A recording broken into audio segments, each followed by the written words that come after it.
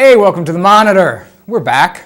As always, I'm Peter Rubin, senior editor at Wired. And you know what's nice about this week? Specifically, what is nice about today?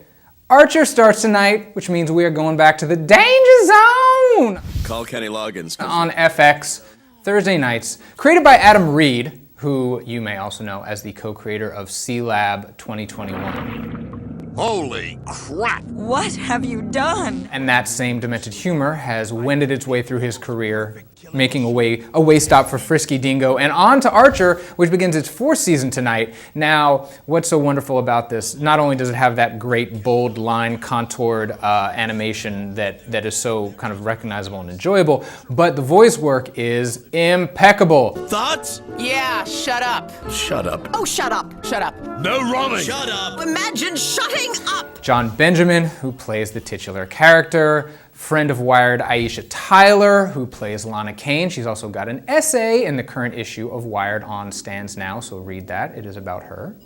You'll enjoy it. And a bunch of other great work. Chris Parnell, Judy Greer, a lot of comedy all-stars in there. Fantastic writing, really twisted. So many kind of throwaway Easter eggy jokes.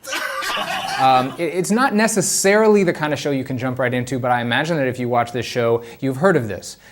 This show being The Monitor, and you've heard of Archer, so you probably know exactly what I'm talking about. But in case you didn't know, fourth season starts tonight. And let's talk about comics. Hey, will I get to learn karate? Karate? The Dane Cook of martial arts? No. Now, I talk a lot about Image Comics in here, and I've talked a lot about Marvel Comics in here. I haven't talked a ton about DC. Batman certainly, and when Dial H for Heroes started, I talked about that, but it's been a while since I talked about a new DC title. But starting up this week is, well, a couple new books, but the one I want to talk about is called Threshold.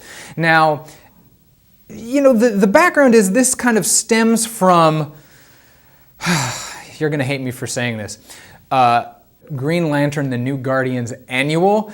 There's no reason that you need to read this to get the background. It's not a very good issue. It's a little confusing and too many characters get thrown in the wall. But what comes out of that is there is a kind of different disgraced Green Lantern character, and there's also this game show called Hunted. Basically, you are conscripted into this, not that unlike the Hunger Games, and you are on the run, and basically everyone in the Tenebrian Dominion gets to hunt you, chase you down for untold riches. And that's what happens in Threshold #1 with this poor, disgraced Green Lantern.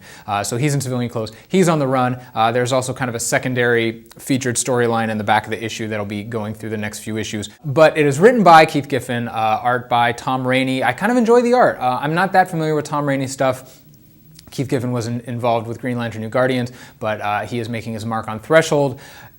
I'm not that into space superhero stuff, if that's a kind of strange qualification to make, but I enjoyed this, it puts a lot of people in mind of Marvel's Guardians of the Galaxy, which of course will be coming to big screens in a couple of years, and there's a lot on tap, it seems, for Threshold, and I'm going to check it out for a few months, see what it amounts to, but in the meantime that is out this week and you can pick that up. So that's comics, and let's talk about music. Posited.